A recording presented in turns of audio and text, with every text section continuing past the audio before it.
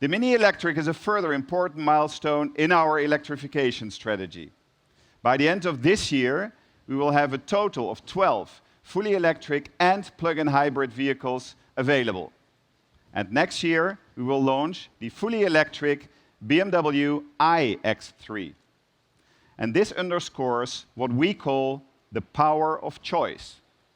From highly efficient combustion engines and plug-in hybrids to pure electric drivetrains, we want to offer the right model with the preferred drivetrain for every customer in every segment across the globe.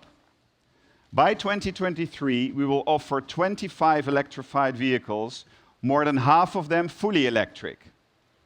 At the BMW Group, we believe electric vehicles can only make a real contribution to climate protection when the entire value chain is sustainable.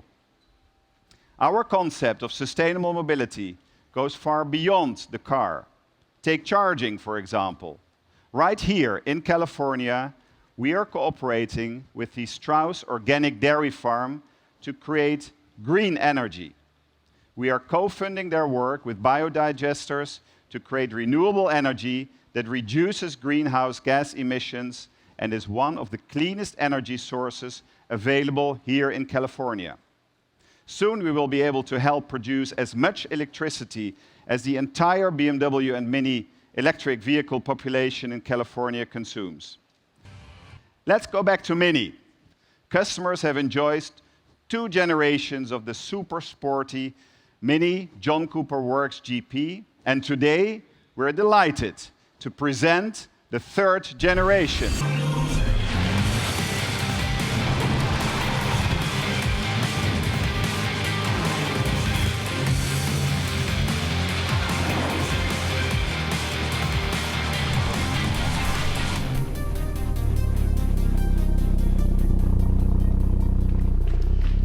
So, ladies and gentlemen,